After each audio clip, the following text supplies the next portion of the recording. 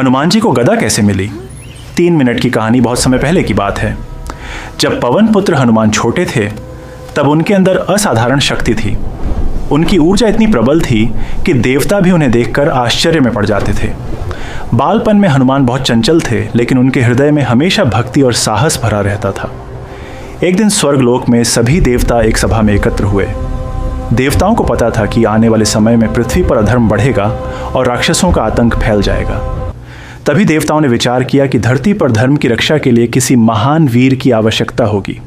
जब उनकी नज़र बाल हनुमान पर पड़ी तो उन्हें समझ आ गया कि यही वह वीर हैं जो भविष्य में धर्म की रक्षा करेंगे। तब देवताओं ने स्वर्ग के महान शिल्पकार विश्वकर्मा को बुलाया।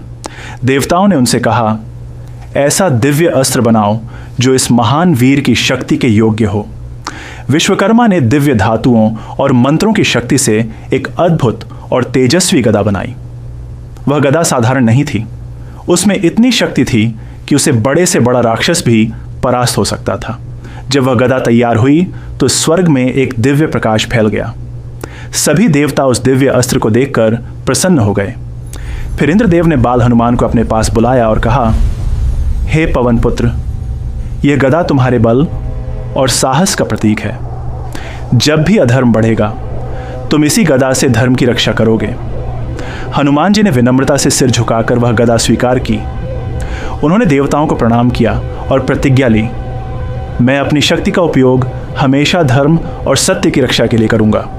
समय बीतता गया और जब भगवान श्री राम ने पृथ्वी पर अवतार लिया तब हनुमान जी उनके सबसे महान भक्त और वीर सेनापति बने। लंका युद्ध के समय हनुमान जी ने अपनी उसी दिव्य गदा से राक्षसों की सेना को परास्त किया और धर्म की विजय सुनिश्चित की। तभी से हनुमान जी की गदा बल, साहस और धर्म की जीत का प्रतीक बन गई। और इसलिए आज भी जब हम जय बजरंगबली कहते हैं तो हनुमान जी को उनकी दिव्य गदा के साथ ही याद करते हैं। जय श्री राम, जय हनुमान।